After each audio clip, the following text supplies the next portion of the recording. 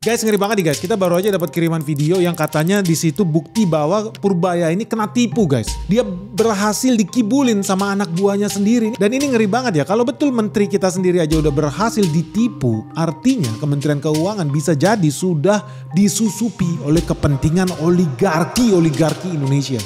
So kalau lo penasaran apa sih yang terjadi di Kementerian Keuangan, jangan di skip video ini. Let's check this out.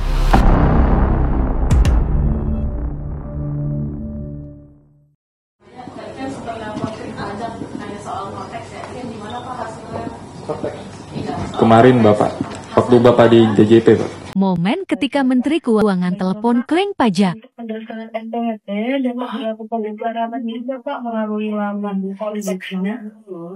Cortex ya? Saya belum tahu tuh Cortex. Oh belum Mbak, boleh kasih tahu saya nggak Mbak? Kira-kira berapa lama ya kalau itu daftar Cortex segala macam? Dirjen Pajak sedang pergi ke luar negeri. Saya cuma tanya kesiapannya seperti apa di dalam. Kalau menurut mereka bagus-bagus terus. Jadi mereka ngibulin saya juga. Kayaknya. Nanti saya akan cek belum sidak betul ke Cortex karena belum sempat. Tadi saya minta Dirjen Pajak tulis. Di sini nggak ada Cortex. Kenapa nggak ditulis? Pada dasarnya saya akan lihat Cortex seperti apa. Keterlambatan dari Cortex akan kita perbaiki secepatnya dalam waktu 1 bulan harusnya bisa. Itu IT, problemnya IT. Nanti saya bawa jago-jago IT dari luar yang bisa memperbaiki itu dengan cepat. Jadi di sini ada hal yang menarik guys. Negara kita bukan dalam kondisi yang baik-baik saja. Penerimaan pajak itu berkurang terus. Tapi lu udah tahu dong apa yang dilakukan oleh pejabat-pejabat di Kementerian Keuangan. Jalan-jalan ke luar negeri. Betul-betul negara konyol, negara banyol. Dan lu lihat di sini si Purbaya ya memang dia orangnya baik ya, nggak kayak Benix lah. Dia hahihi aja, dia ketawa-ketawa. Tapi dia udah bilang dia merasa dikibulin. Ini ngeri loh. Menteri sendiri dikibulin sama karyawannya. Gimana selevel pejabat-pejabat yang lain? Presiden misalkan. Kalau salah pilih pembisik, hancur negara kita. Bukan hanya presiden, hakim agung di Mahkamah Agung, pejabat-pejabat kita di Bank Indonesia, di OJK, aduh ngeri banget sih kalau makin banyak orang-orang yang nggak bener ya di posisi-posisi atas dan prinsip hidupnya adalah asal bapak senang. Ujungnya apa ya, mereka jalan-jalan ke luar negeri, menterinya asik aja, merasa dunia aman, baik-baik saja, padahal di bawah hancur lebur. Nah gue sih happy banget pas lihat video itu menteri kita nelpon beneran kering pajak. Di sini gue udah menduga satu hal. Pertama, gue nelfon kering pajak itu gak pernah diangkat guys.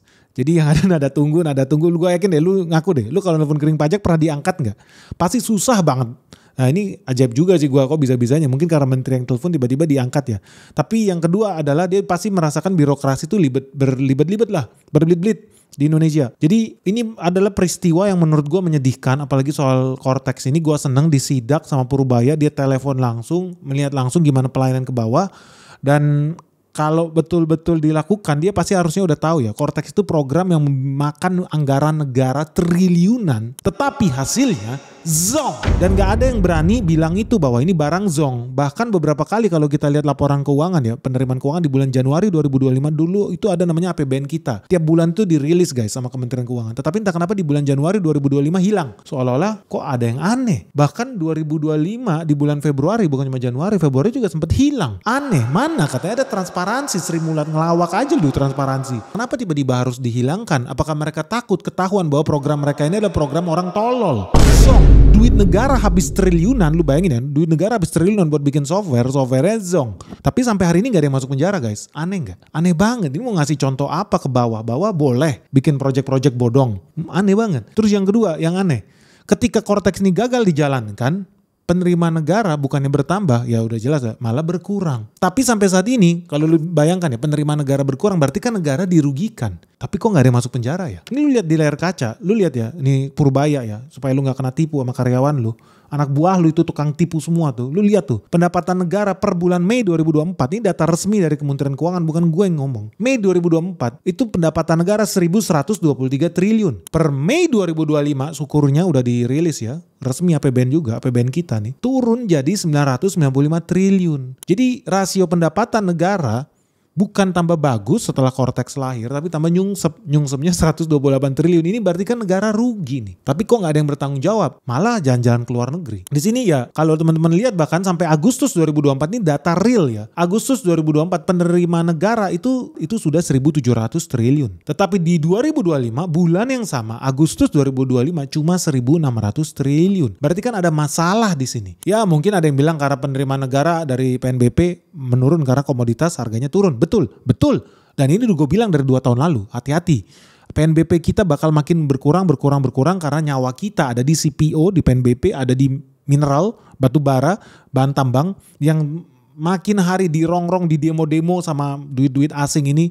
Akibatnya apa? Ya nggak bakal jalan. Plus harga komoditasnya turun. So jangan heran kalau PNBP makin turun, negara bakal makin pusing. Dan ini udah gue bilang dari jauh-jauh hari, jangan dibiarkan para LSM antek-antek asing, media-media yang hobinya makan duit George Soros dibiarkan berkembang biak. Ujung-ujungnya apa? Menghancurkan bisnis sumber daya alam kita, bisnis kelapa sawit kita, bisnis batu bara kita, bisnis pertambangan kita. Kalau ini makin dibiarkan, PNBP kita bakal makin hancur. Ujung-ujungnya apa?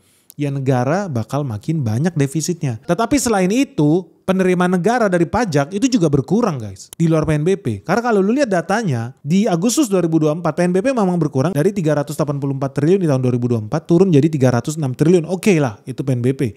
Harga komoditas turun. Tetapi penerimaan perpajakan itu juga turun. Dari 1.379 triliun turun menjadi 1.330 triliun. Jadi di situ ya clear juga. Nah lucunya begini ya, ini udah jelas-jelas ini penurunan. Bahkan sampai Ikatan Konsultan Pajak Indonesia alias IKPI itu bikin pernyataan bahwa penyebab utama penurunan penerimaan pajak di bulan Januari 2025 itu karena implementasi Cortex itu jadi masalah. Nah ini udah dibilang nih sama IKPI nih. Tapi lucunya ya, pemerintah malah bantah itu. Pemerintah malah bikin hak jawab mereka nih di koran Tempo. Mereka malah bilang penurunan kinerja penerimaan pajak tidak relevan. Jadi nggak ada hubungannya dengan implementasi Cortex-nya DJP. Ini aneh banget nih. Jadi karyawan-karyawan di Kementerian Keuangan sampai hari ini masih munafik. Nggak mau menerima fakta bahwa memang Cortex itu produk gagal.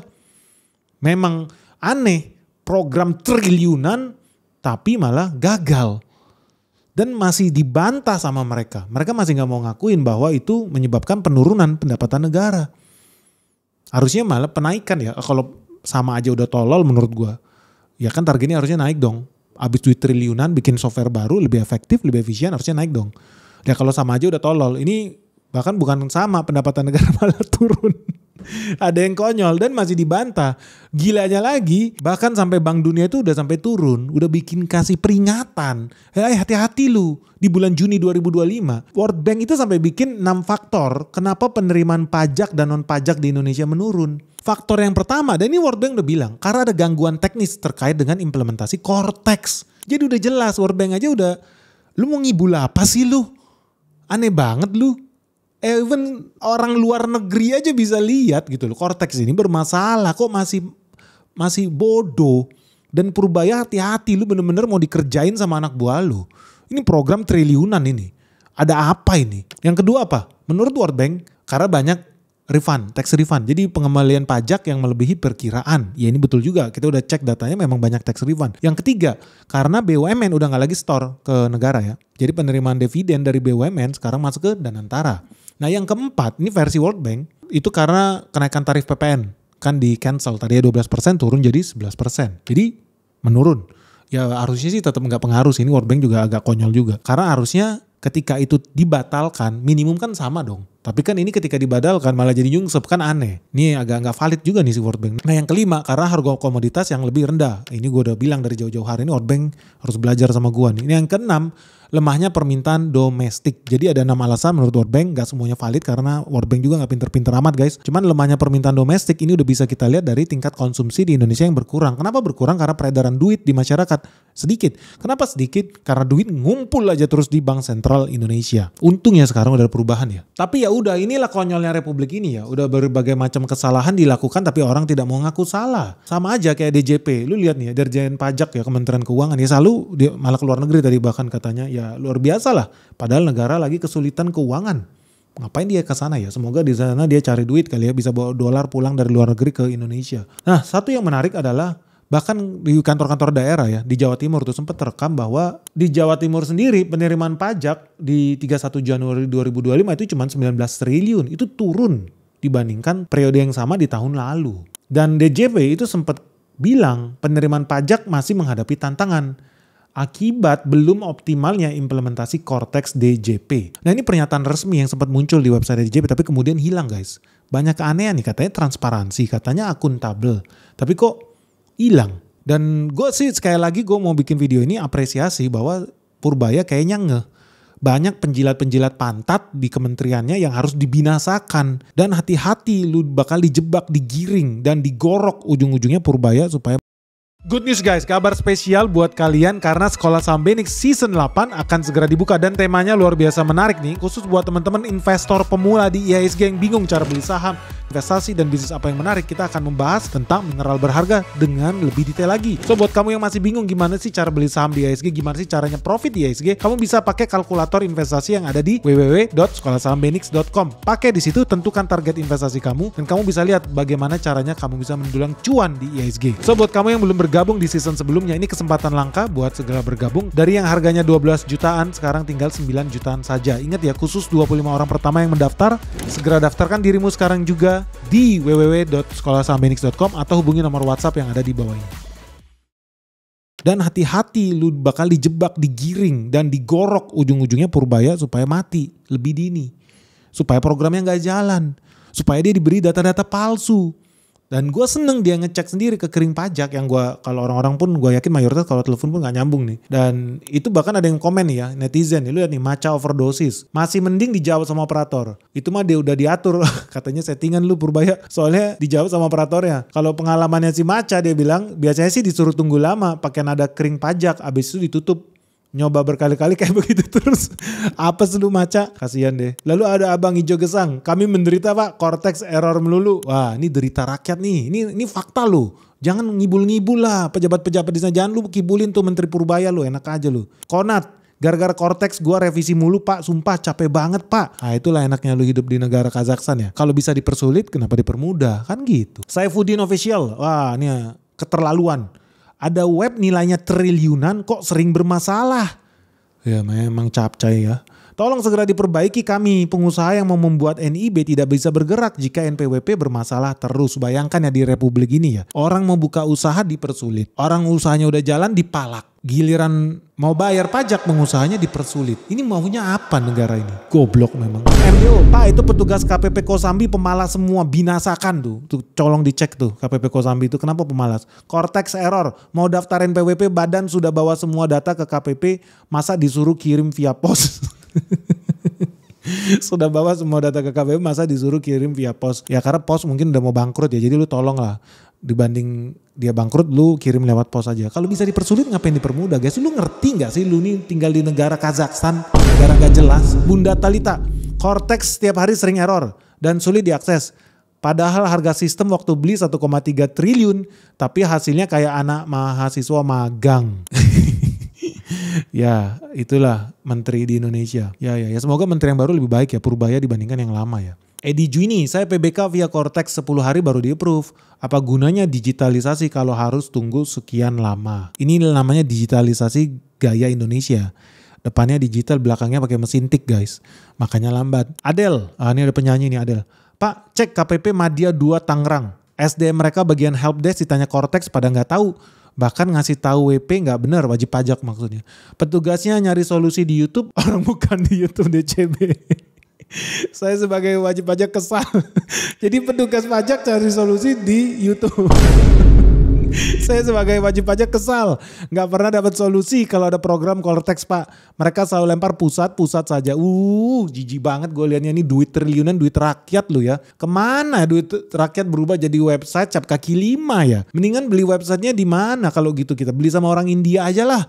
Diskon bisa lu tawar 80% tuh kayaknya nih. Gila bener. Ini realita yang sangat menyedihkan ya di Indonesia ya. Orang mau bayar pajak aja dipersulit. Aneh banget. Katanya negara butuh duit rakyat. Gila, lu bayangin orang mau bayar pajak dipersulit. Negara apa yang sekonyol ini? Tolong Purbaya ini ditindak dong karyawan lu nih. Yes sir aja asal bapak senang. Padahal kacau semua amburadul di bawah. Tolong dong diperbaikin dong. Malu. Lihat tuh Saifuddin sampai stres ya Saifuddin. Keterlaluan. Web nilai triliunan, website maksudnya, kok sering bermasalah. Aduh, sedih banget gua. Tapi ya udahlah, kita sekarang ada menteri baru Purbaya, semoga dia bisa perbaiki inilah Pak Purbaya. Please banget, kita udah terlalu lama dikibulin sama pejabat-pejabat karyawan lu di situ. Tolong dipecatin anak buah lu tuh. Dirjen sampah binasakan aja udah. Ganti, nggak usah takut-takut Pak Purbaya, lu didukung rakyat Indonesia Pak Purbaya. Bersihin tuh pejabat-pejabat Kementerian Keuangan sampah semua. Jadi buat teman-teman yang ada di Kementerian Keuangan ya, lu harus hati-hati ya. Si Purbaya ini menurut gua, ini aliran kayak gua nih waktu gua masih kerja sama orang. Gue tuh kalau terima laporan dari anak buah, prinsipnya adalah gue trust but verify. Ya percaya, oke Pak, katanya dibawa baik-baik aja, oke. Tapi gue verifikasi. Trust but verify. Lu hati-hati kalau mau ngibulin atasan lu. Model-model Purbaya gini, dia gak bakal makan bulat-bulat data lu. Dari zaman dia di LPS, dia itu bikin data sendiri, dia bikin analisis sendiri, dan dia presentasi sendiri. Jadi lu harus pikir 2 kali ya buat teman-teman di Kementerian Keuangan. Kalau lu mau tipu-tipu si Purbaya, lu pikir 2 kali lu. Hati-hati lu. Next.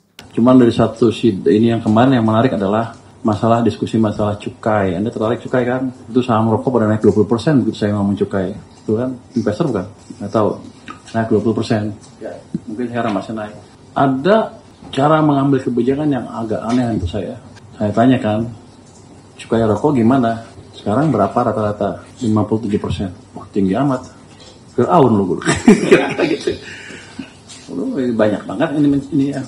Terus kalau turun gimana? Ini bukan saya turun, bukan mau turun ya, cuman diskusi. Kalau turun gimana? Kalau turun makin banyak income-nya. Loh kenapa dinaikin kalau gitu?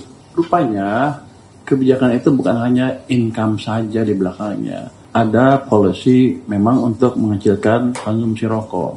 Jadi dikecil lah. Jadi otomatis industrinya kecil kan. Tenaga kerja di sana juga kecil. Oke, bagus gitu. Ada WHO di belakangnya, ada ini. Cuman saya tanya, oke, kalau kamu desainnya untuk memperkecil industri, kan pasti udah dihitung dong berapa pengangguran yang terjadi kan. Bisa dihitung kan pasti. Makanya banyak yang dipecat kemarin kan di sana. Terus mitigasinya apa? Apakah kita sudah buat program untuk memitigasi tenaga kerja yang menjadi nganggur? Programnya apa dari pemerintah? Nggak ada. Loh kok enak? Kenapa buat kebijakan seperti itu? Tuh, diskusinya itu antara di sana. Kalau gitu, nanti kita lihat. Selama kita nggak bisa punya program yang bisa menyerap tenaga kerja yang nganggur, industri itu nggak boleh dibunuh. Jadi kan hanya menimbulkan orang susah aja. Tapi memang harus dibatasin. Yang rokok itu paling nggak orang ngerti lah. Harus ngerti risiko rokok itu seperti apa. Tapi nggak boleh dengan policy untuk membunuh industri rokok. Terusnya tenaga kerja dibiarin tanpa kebijakan bantuan dari pemerintah. Itu kan kebijakan yang gak bertanggung jawab kan. Oke, di sini yang gue mau kritik di sini. Purbaya dia bilang 57% tinggi amat, Firaun lu. Seolah-olah kalau tarifnya tinggi, negara penghasilannya berkurang. Kalau tarifnya rendah, negara rugi. Apa iya? Gue mau bahas ya. Soal cukai rokok. Jadi teman-teman lihat datanya ya. Ini gue udah riset nih, cukai rokok di Indonesia. Dari tahun ke tahun, itu sebetulnya peningkatan loh dalam 5 tahun terakhir. Teman-teman tahu cukai rokok di tahun 2021 itu 91 triliun. Nah setelahnya apa yang dilakukan oleh Sri Mulat? Dia naikin terus cukainya. Naik terus. Sampai tahun 2025 kalau pakai logika yang sama, Purbaya ini dikibulin sama karyawannya nih. Gue yakin anak buahnya Purbaya itu makan duit nih dari oligarki rokok Indonesia. Kenapa? Karena faktanya dari tahun 2021 sampai tahun 2025 penghasilan negara dari cukai itu bukan berkurang tapi nambah. Karena tahun 2021 itu cuma 91,3 triliun. Tahu nggak lu di tahun 2025, ini belum selesai loh, belum tutup buku 2025. 2025 itu 108,8 triliun. Artinya ada peningkatan. Negara penghasilan ketika cukai naikin bukan berkurang, tapi naik. Over 5 years, naik. Jadi nggak betul kalau dibilang penerimaan negara dari cukai berkurang ketika cukainya dinaikkan. Enggak, malah naik. Nah kalau kita lihat angka ya, basisnya. Dari 2021, lihat di layar kaca itu 91,3 triliun. Tahun 2022 itu 120,6 triliun. Ini naik drastis nih. Ketika cukai rokok dinaikkan, dia naik drastis. Jadi 120 triliun. Oke, tahun 2023 turun jadi 105. Kenapa? Ya bukan lagi-lagi ya, bukan karena cukainya dinaikkan atau apa, enggak. Tapi orang berbondong-bondong beli pita cukai di depan. Karena nggak mau kena cukai yang lebih tinggi lagi. Sehingga penerimaan negara di 2022 terlihat naik tinggi 120 triliun. Dan 2023 terlihat turun. Tapi sebenarnya 2023 yang 105 triliun itu tetap peningkatan dibandingkan 2021 yang 91,3 triliun. Jadi itu tetap ada peningkatan. Nah tahun 2024 itu turun lagi jadi 101,8 triliun. Tapi betul nggak ini turun? Enggak. Karena kalau lu bandingkan dari starting pointnya di 2021 yang 91 triliun. Dari 91 triliun ke 101 triliun artinya udah naik 10 triliun lebih guys. Jadi tetap ada peningkatan. Tetapi kenapa jumlahnya berturun? Karena banyak pabrik-pabrik mulai melakukan mitigasi. Dulu mereka banyak main SKM, SPM, apa itu? Sigaret kretek mesin, bikinnya pakai mesin. Atau sigaret putih, pakai mesin. Mesin ini kan gak menciptakan tenaga kerja. Dan cukainya itu paling tinggi. Kalau lu lihat cukainya di layar kaca nih ya. SKM, sigaret kretek mesin. Kalau lu pakai mesin di 2024, cukai per batang itu Rp1.200. Tapi kalau sigaret kretek tangan, cukainya cuma Rp483. Artinya kan lebih untung kalau lu buka pabrik bikin kreteknya jangan pakai mesin, kreteknya pakai tangan. Wajar, makanya satu Rp1.200, satu cuma Rp400. Karena kalau lu pakai mesin lu gak menyerap tenaga kerja, negara bilang oke, lu cukai lebih mahal. Karena lu bisa langsung cetak ribuan bahkan jutaan rokok. Ya kalau orang pakai linting-linting pakai tangan ya pasti lebih lambat. Cukainya dibikin lebih rendah dan lu menyerap tenaga kerja. Nah pabrik-pabrik itu banyak yang berevolusi, termasuk orang-orang yang biasa bikin sigaret putih pakai mesin. Ini nggak dicampur tembakau, cengkeh segala macam ya, dia murni aja. Beda sama kretek. Jadi SPM pun pakai mesin itu Rp1.300. Tapi kalau sigaret putih pakai tangan ya cuma Rp400. Jadi dalam perjalanannya banyak pabrik-pabrik ini pun bikin perusahaan-perusahaan lebih kecil, bikin mitra-mitra lebih kecil yang fokusnya bikin rokok pakai tangan. Akibatnya apa? Bukan terjadi pemecatan massal, enggak juga. Tapi terjadi redistribusi ulang. Tadinya pabrik-pabrik besar dengan mesin-mesin besar, enggak. Sekarang makin banyak pabrik-pabrik kecil yang bikin pakai tangan. Kalau nggak percaya lu pergilah ke pabrik-pabrik rokok yang ada di Jawa Tengah, yang di Jawa Timur. Mulai banyak pabrik-pabrik kecil, ini legal yang kita ngomong ya. Bayar cukai legal, tapi lebih murah, cuma 400 perak. Dan bisa jual rokok legal dengan harga lebih murah karena mereka bikin pakai tangan. Bagus nggak? Bagus. Karena akibatnya terjadi penciptaan tenaga kerja. Nah di sini gue mau bilang, jadi gue bantai dulu yang cukai ya, bahwa 101,8 triliun itu adalah peningkatan. Dan ini terbukti di tahun 2025, market udah adapt, pengusaha pun udah adapt. Udah mulai jalan nih pabrik-pabrik pakai manusia begitu banyak. Tadinya pakai mesin, sekarang pakai tangan. Makanya tahun 2025 adaptasinya berhasil, penerimaan negara dari cukai itu naik guys. Nah kalau kamu lihat dalam struktur APBN 2024 ke 2025 itu pun kamu bisa lihat hal yang sama. Bahwa penerimaan negara PNBP berkurang, betul 2024 ke 2025. Penerimaan negara dari pajak berkurang, betul 2024 dibandingkan 2025. Tetapi penerimaan negara dari bea dan cukai Agustus 2024 183 triliun. Tetapi di Agustus 2025 sudah naik jadi 194 triliun. Jadi di sini gue mau bilang bahwa Purbaya lu hati-hati dikibulin sama anak buah lu. Gue itu tidak setuju kalau cukai rokok dihilangkan. Gue tidak setuju kalau cukai rokok dikurangin. Gue gak setuju. Dan kalau ada yang bilang sama lu sebaliknya itu bohong. Karena faktanya data membuktikan ketika cukai rokok dinaikkan. Yang terjadi apa? Penerimaan negara tumbuh. Dan terbukti 2025 cukai kita naik tuh dibandingkan 2024. Fakta loh. Jadi please tolong Purbaya, di sini gue nggak setuju sama lu. Lu menurut gue lu dikadalin sama karyawan lu seolah-olah negara rugi kalau seandainya cukai itu dinaikkan. Faktanya penerimaan negara turun bukan karena cukai. Tapi karena tadi PNBP sama penerimaan pajak yang korteksnya itu bermasalah. Ini data loh Purbaya. Hati-hati lu dikadalin lu sama karyawan lu. Anak buah lu sendiri mau nipu lu. Dan banyak orang kena tipu ya sama oligarki rokok ini. Dan ini menurut gue bermasalah. Kenapa bermasalah? Lu tahu ya Indonesia ini orang terkaya di Indonesia dari berpuluh-puluh tahun selalu bisnisnya rokok. Gimana negara kita bisa maju? Lu harus bayangkan gimana negara kita bisa maju kalau orang terkaya di Indonesia terus-terus adalah bisnisnya rokok, bisnis rokok. Artinya lu udah tahu ya yang mengkonsumsi mayoritas rokok di Indonesia kalangan menengah. Kalau satu orang rokok 20.000 sehari habis. Sebulan berarti 600.000, 20.000 kali 30. Duit 600.000 kan bisa dipakai buat hal yang lain. Beli susu buat anaknya atau bayar uang sekolah, playgroup, TK buat anaknya dibanding gak sekolah. Itu bisa bikin negara kita jadi negara maju, investasi buat masa depan. Gimana caranya kita bisa kayak Amerika, orang terkaya di Amerika bisnisnya apa? AI, chipset, microprosesor, bikin handphone, bikin teknologi satelit, bikin mobil listrik. Orang terkaya di Indonesia bisnisnya apa? Rokok. Kan gila namanya. Terus yang pakai begini mau dilindungin sama negara. Hello, lu jangan berpikir senang seolah-olah banyak orang bilang, oh ini pahlawan nasional perusahaan rokok. Karena mereka menyumbang pajak terbesar, mereka bayar cukai terbesar. Enggak, bukan perusahaan rokok yang bayar pajak ke negara. Yang bayar pajak ke negara, bayar cukai ke negara adalah perokok. Mereka yang beli rokok, mereka yang bayar cukai.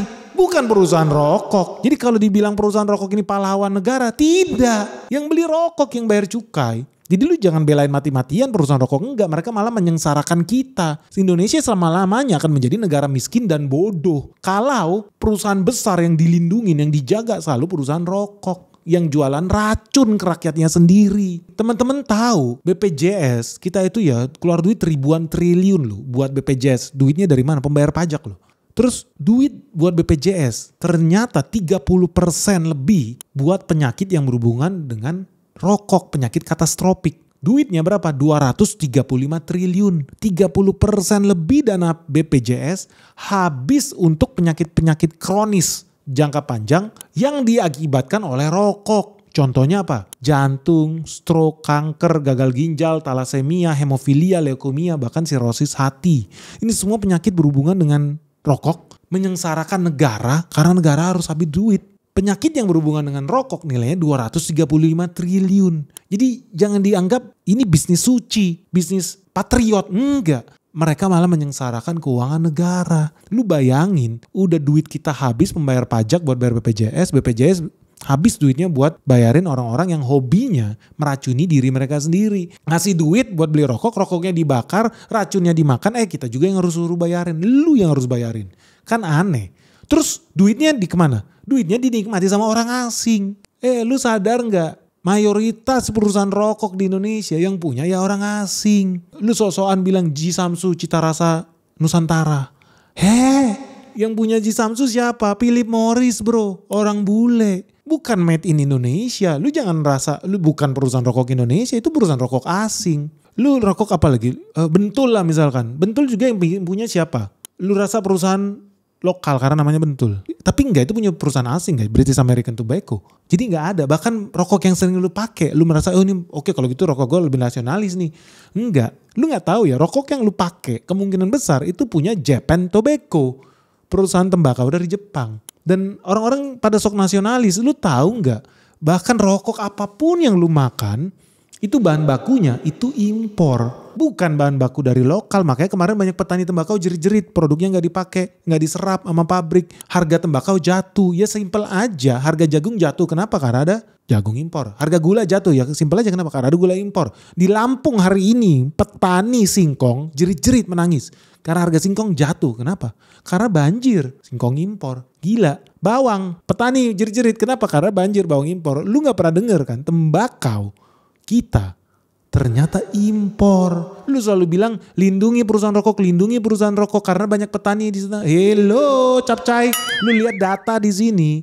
Impor tembakau di Indonesia tahun 2024 itu sudah sampai 911 juta dolar. Setara 15 triliun guys. Tahun 2023 600 juta dolar. Tahun 2020 5 tahun lalu cuma 500 juta dolar. Jadi lu bayangkan ya dalam 5 tahun impor tembakau di Indonesia itu udah naik hampir 2 kali lipat dari 500 juta dolar. Bentar lagi 1 miliar dolar guys. Jadi kalau dibilang industri ini nasionalis, nggak ada nasionalisnya sama sekali. Udah lu disuruh beli rokoknya, lu disuruh beli racunnya. Terus duitnya dinikmatin dibawa ke luar negeri. Sisa orang penyakitan di sini. Yang harus bayarin lu juga. Pakai BPJS. Lu merasa BPJS bukan duit lu, duit negara. Duit negara itu dari pajak guys, dari duit lu. Kan lucu. Terus selalu bilang nasionalis. Cinta industri tanah air. Enggak. Tembakaunya mereka impor guys. Bahkan ya ini ada surat kabar yang bilang diem-diem nih. Lu dikibulin Purbaya. 60% tembakau untuk rokok Indonesia itu barang impor. Gue udah pernah bilang di Indonesia dari A sampai Z itu isinya barang impor. Lu makan keluar di gang gorengan, lu beli tempe goreng itu barang impor. Tempenya impor kacang kedelai kita dari Ukraina atau Australia. Terus tempenya digoreng pakai tepung. Tepungnya lu impor dari Ukraina atau Australia. Semuanya barang impor. Lu makan tahu itu juga barang impor. Tahu itu terbuat dari kacang kedelai juga guys, ampasnya tempe. Itu barang impor. Semua yang lu makan most likely sampai martabak itu kan tepung terigu, itu barang impor. Terigu kita nggak bisa nanam di Indonesia, barang impor. Lu makan martabak telur itu juga barang impor. Karena ayam yang bertelur itu ayamnya makan jagung, jagungnya juga jagung impor. Nah lu kira lu tembakau, lu merasa lu nasionalis, lu cinta negara ini. Tembakau impor. Lu bayangin rupiah digadaikan jadi dolar buat impor tembakau, beli pakai dolar. Terus duitnya dipakai buat bikin racun di Indonesia. Lu bayar itu racun, lu mati penyakitan pakai itu racun. Terus lu juga yang harus bayarin itu, kan konyol. Terus yang menikmati siapa? Perusahaan asing ini. Terus mau gitu, mereka enak aja mengobok-obok Indonesia, gak bayar pajak, ini najis. Terus cukainya mau dihilangin, idih bodoh banget kita. Kan gak masuk akal. Kita menggadaikan rupiah, kita juga yang disuruh bayar BPJS-nya, kita juga disuruh harus ngisep racunnya. Yang menikmati profitnya perusahaan asing. Logis nggak mereka tidak bayar cukai? Makanya gue nggak setuju kalau cukai rokok dihapuskan. Menurut gue bahkan cukai rokok harus ditingkatkan. Wajib guys. Makanya Purbaya lu hati-hati lu, menurut gue lu ditipu lu sama karyawan, sama anak buah lu. Data menunjukkan Indonesia sudah impor 15 triliun lebih. Dan ini meningkat secara konsisten. Artinya industrinya tumbuh sebetulnya. Dan penerimaan cukai juga tumbuh. Penciptaan lapangan kerja juga tumbuh.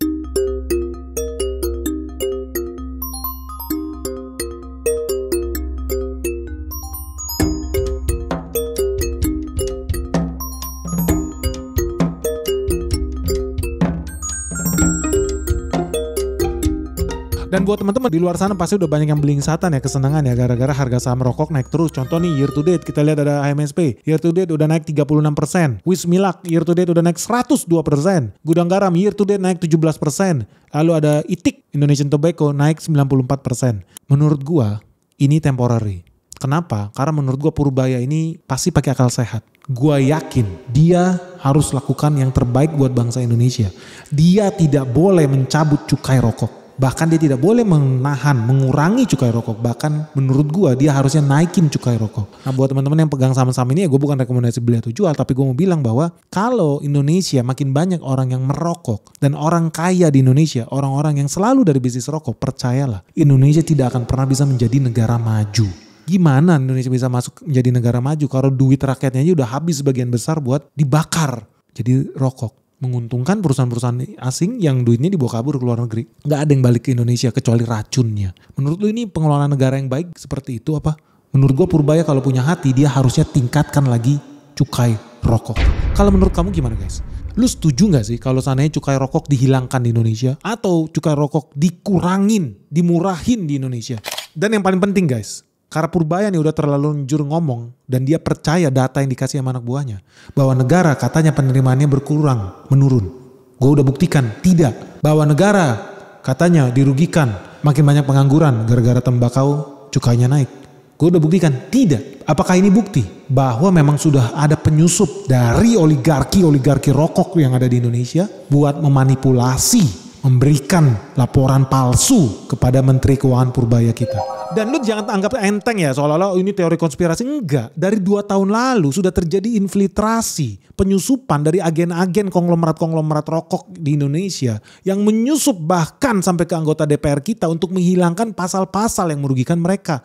Dan ini sudah sampai 2 tahun lalu nih udah banyak yang teriak-teriak tentang penghapusan pasal terkait produk adiktif di rancangan undang-undang kesehatan kita. YLKI udah berulang kali menjerit, kok bisa-bisanya ada pasal yang dihilangkan karena merugikan industri rokok. Lu harus mulai berpikir, jangan-jangan sekarang penyusup itu sudah masuk ke Kementerian Keuangan. Dan menurut lu, apakah oligarki rokok bisa berhasil memanipulasi Purbaya? Oke, semoga video ini bermanfaat. Jangan lupa ya di-share video ini ke teman-teman kalian yang suka ngerokok. Ingatkan mereka bukan pahlawan nasional. Lu malah sibuk memperkaya orang asing yang jualan racun di Indonesia karena tembakaunya impor. Yang bayar BPJS-nya lu juga. Semoga video ini bermanfaat. Jangan lupa subscribe. Buat yang belum subscribe, segera subscribe Benix sekarang juga. Salam sehat, salam cuan. Bye-bye.